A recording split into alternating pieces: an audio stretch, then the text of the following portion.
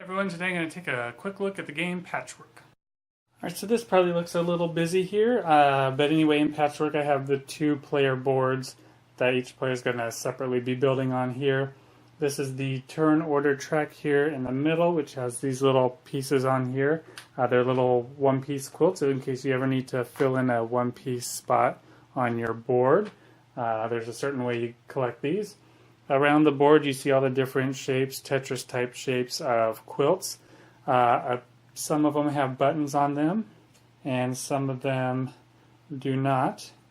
But regardless, everyone has this little tag on it, and it's going to tell you how many buttons it costs to buy this piece and how far you're going to have to move on the turn order track if you buy this piece. So if someone wanted to buy this piece of quilt to put onto their board somewhere, you are going to have to pay 2 buttons, and you're going to have to move ahead 2 spots. Whereas if you bought this piece here, it's going to cost you 6 buttons, and you're going to have to move 5 spots. But if you bought this piece here, it's free, but you have to move ahead 3 spots. And then what you're going to do is you're going to look around the board. You're going to find this piece here. This is the starting piece, this little 1x2 piece, and that's where this guy's going to go. He's going to go right to the, you're going to play in clockwise order, so, to the right if it's down here, but if the piece was up at the top, it would be to the left because it would move in clockwise order. So that's where the start piece is going to go. You're going to have your little player markers, and these are going to go on the first spot of the player board. And what happens is at the end of the game, whoever has the most buttons at the end is going to win. And you start off with 5 buttons to start with. But the thing is, even though the person with the most buttons wins, it's going to cost you buttons to buy these pieces. And you want to buy pieces because some of them allow you to get more buttons, but at the end of the game you're going to get negative points for each space on your little quilt board that's not covered. So we'll go ahead and start with the yellow player here. And the yellow player, what he's able to do is he has to choose whether he's going to buy a piece. And if you're going to buy a piece, you find where the little guy is. And you can only buy up to the next 3 pieces in a row. So available to him is this piece, which costs him 2 buttons and a movement point. Or he could buy this piece for 6 buttons and 5 movement points, but since he doesn't have 6 buttons, he can't buy it. Or this one for 3 buttons and 2 movement points. Additionally, if he doesn't want to spend to advance or to buy a quilt piece, the other thing he can do is he can advance to go in front of the other player, and for each spot you move, you're going to get an additional button. So since he would only be moving 1 spot, he would be able to collect 1 button. However, if the green player was all the way up there and he chose to move on the track instead of buying a piece, it would be 1, 2, 3, 4, 5. 5 spots he moved, and that would get him 5 buttons. So to start, when you buy a piece, you have to play it as well. You can't just hold on to it. So let's just say he's going to buy this piece here. So it's going to cost him 3 buttons. So he's going to take 3 buttons, all right, and he's going to put them in the general supply. And he's going to have to place this piece on his board somewhere, but he's also going to have to move ahead 2 spots on the track.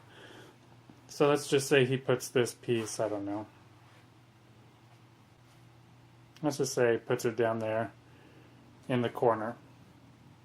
And then this goes to where the piece was. So the piece had been here, so then this marker just gets put there. And so now it's green's turn, and green can either buy this piece for 8 buttons, and he doesn't have any 8 buttons, so he actually can't buy this one. He could buy this one for 4 buttons. He could buy this one for 5 buttons, or he could move 1, 2, 3 spots and get 3 buttons, taking his total of buttons up to 8. So let's just say he buys this piece here for 4 buttons. So he's going to take 4 of his buttons from his place, put them in the general supply. This is going to move to the piece that he just bought. This is going to get placed on his board, but he has to move ahead 6 spots. So 1, 2, 3, 4, 5, 6. Now, something that just happened is as he moved ahead 6, he crossed over this button. And what that means is for each button you have on your player board, you're going to get that many. So he has a piece on his board with 2 buttons. He crossed over a button, so that means he's going to get 2 buttons, and it's going to get put back into his supply. So this actually ended up only costing him 2 pieces, or 2 buttons. Alright, so now he has 3. So now it goes to the yellow player's turn. Alright, yellow can buy this piece for 5 buttons. Now yellow only has 2 to spend. Or he could buy this one for a single button.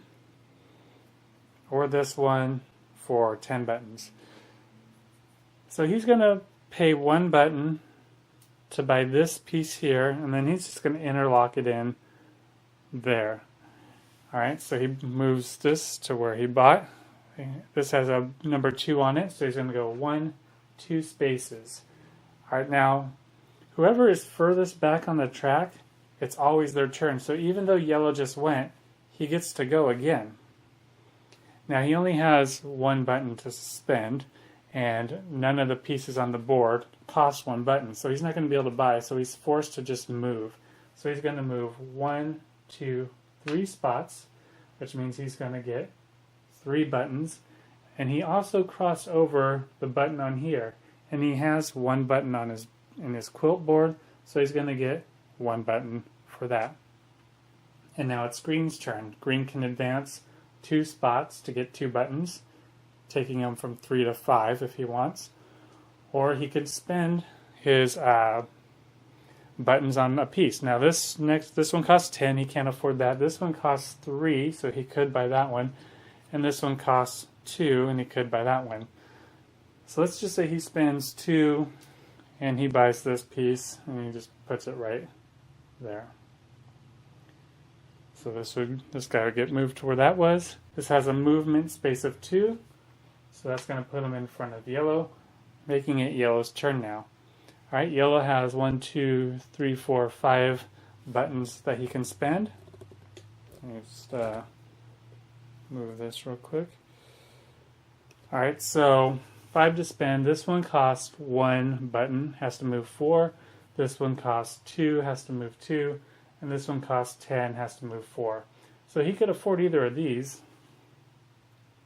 So this one covers up a lot of spots. So that's not too bad, I don't think. So he's going to pay 1 button for this. I don't know, he'll put it here, I guess. He's going to have to move 4 spaces. 1, 2, 3, 4. He crossed over a button when he moved. So he has 1, 2 buttons on his space. So now he takes 2 buttons and puts them into his supply. And now it's going to be green's turn. Green has 1 button. So he can move 1, 2, 3, 4 spaces here to get 4 buttons. Or he could see if anything over here costs 1 button. And there actually is a piece here that only costs 1 button. 1, 2. That'd move him 3. Now he could decide on buying that, or he could see he could say, well, if I don't buy any buttons, I'm leaving these 3 spots over here for the other player. And would he want any? Well, the other player has 6 to spend, so the other player could buy this one. He couldn't buy this one, or he could buy this one. And that could help the other player out being able to do that. You know, maybe the other player would want to buy this to fill in that spot there, or there to fill in that spot there, or down there. Whereas if he spent his 1 button and he moved here, that would leave these ones for the next player, and that's 7, 7, and 4. And he doesn't have 7, so the player would only be able to buy this one for 4, which covers a lot of space. And maybe he doesn't want to buy that because, he could buy this one and cover up a bunch of space. So maybe he doesn't want him to have access to that one more. So let's say he really doesn't want him to get this piece. So instead he's going to move on the track 1, 2, 3, 4 spots, which means he's going to take 4 buttons to supply. And now it is yellow's turn. All right, so yellow can buy either one of these pieces there. Let's just say yellow spends 2 to buy this piece here. There's $2, and he puts this piece down over there. So that had a movement of 2. 1, 2. Now it is green's turn. Green has 5 to spend, so he can't buy that. He could buy this or this. So this one covers a lot of space, so maybe he wants to buy this one. So he'll do that. He'll move that there. He'll spend 4 buttons to buy that piece, and he'll put this on his board. Maybe there. Move 2, so he goes to that spot. And now it's back to yellow's turn. I'll move this a little bit.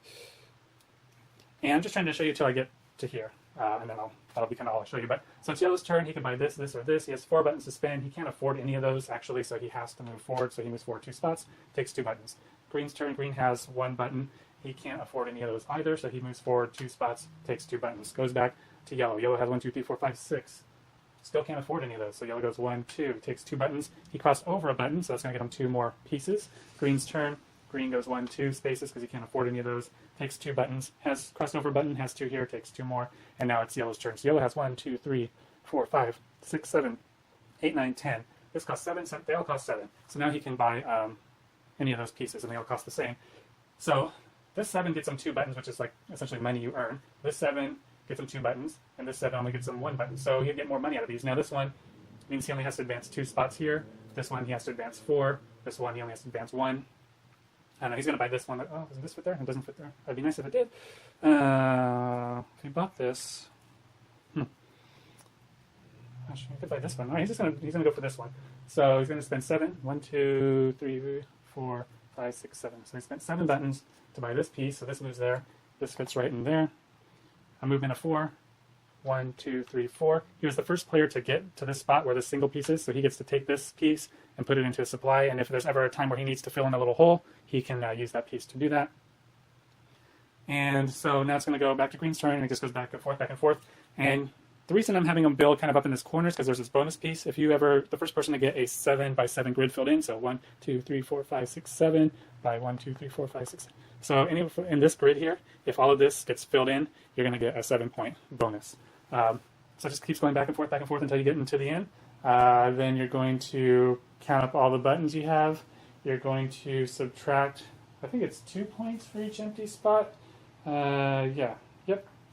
For each unfilled spot is minus 2 points. So you're going to subtract that from your total, and highest score is going to win.